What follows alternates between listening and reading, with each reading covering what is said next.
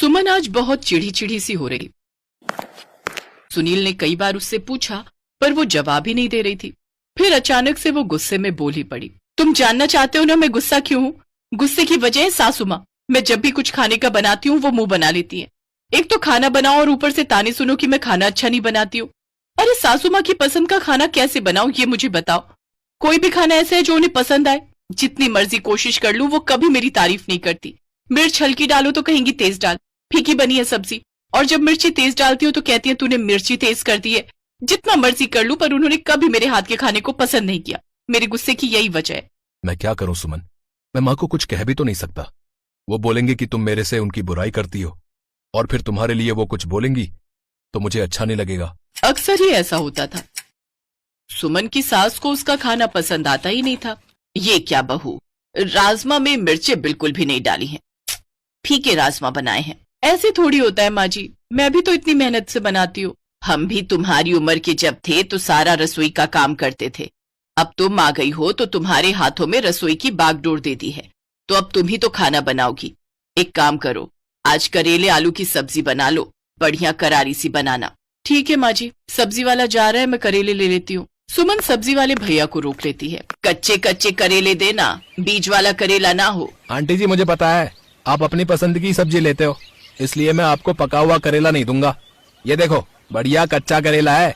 हाँ करेला तो बढ़िया है, एक काम कर 1 किलो कर दे। और सुन ये टिंडा कैसे दिया? टिंडा? अरे लगा दूंगा सही रेट आंटी जी, ले लो जितना लेना है। बहू कल भरवा टिंडे बनाना, मुझे भरवा टिंडे बहुत पसंद हैं। ठीक है बना दूंगी। सुमन ने रात को करेले बनाए और अगले दिन टिंडे, पर वो भी उसकी सास की पसंद के नहीं बने थे। ये उसकी सास का कहना था। बहू कोई फायदा नहीं, तुम बढ़िया खाना बना ही नहीं पा रही हो, मुझे तो बिल्कुल पसंद नहीं आता। एक काम करो, तुम कहीं से कुकिंग क्लास ले लो ताकि तुम मेरे हिसाब से मेरी पसंद का खाना बना सको। अब तो मैं हिम्मत हार गई हूँ माँ जी, आपको तो कोई खाना पसंद ही नहीं आता।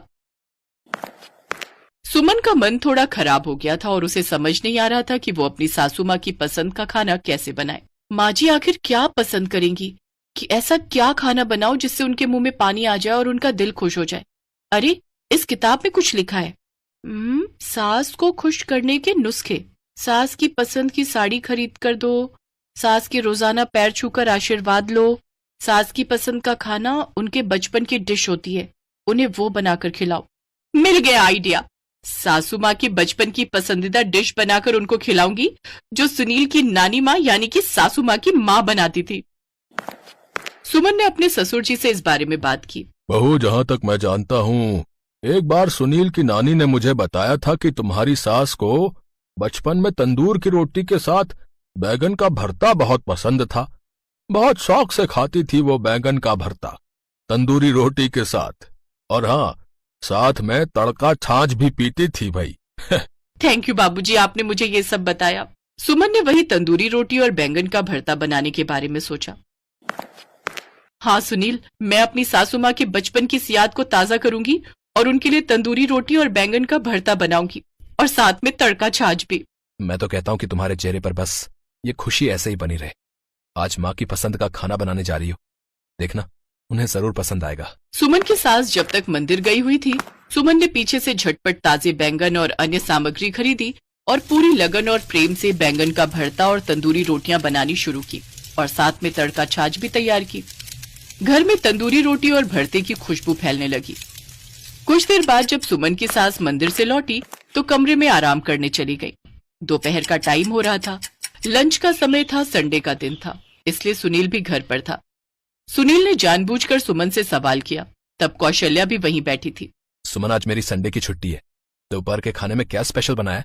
आज मैंने माँ जी के बचपन की पसंदीदा डिश बनाई है जो नानी माँ बनाती थी, बैंगन का भरता, तंदूरी रोटी और साथ में तड़का छाछ। माँ जी ये तो आपकी पसंद का खाना है ना?